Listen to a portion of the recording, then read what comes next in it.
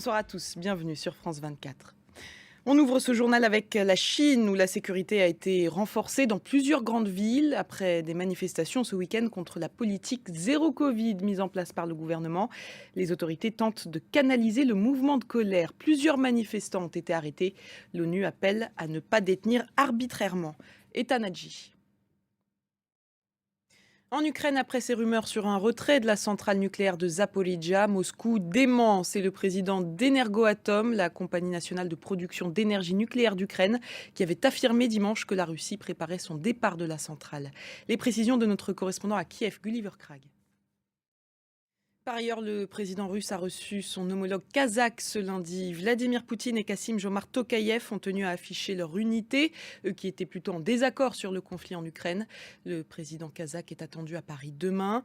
Le Kazakhstan, tout comme d'autres pays d'Asie centrale, se tourne désormais vers d'autres partenaires que la Russie, notamment en Europe. Le point avec Etanadji. Ce vaste coup de filet réalisé par Europol, l'Office européen de police, 30 tonnes de cocaïne ont été saisies. Une opération qui a permis de saisir 30 tonnes de cocaïne, donc 49 suspects ont été arrêtés, parmi eux 2 Français. Les détails avec Julien Cheida. Le bilan s'alourdit après le glissement de terrain qui a touché samedi l'île d'Ischia en Italie. Au moins 8 personnes ont été tuées, 4 sont encore portées disparues. Plus de 650 secouristes participent toujours aux opérations de recherche. Marc Pope.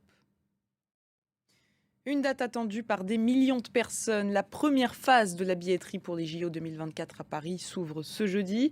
Vous allez le voir, de nombreux Français s'impatientent de pouvoir assister aux épreuves. Un reportage de Marc Dana pour France 2.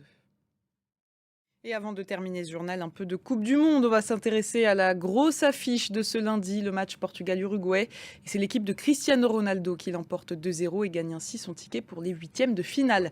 Les précisions de notre envoyé spécial à Doha, Cédric Ferreira.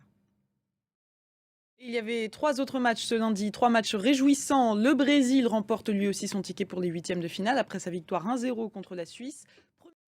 Et c'est la fin de cette édition. Merci de l'avoir suivi. L'information continue sur France 24.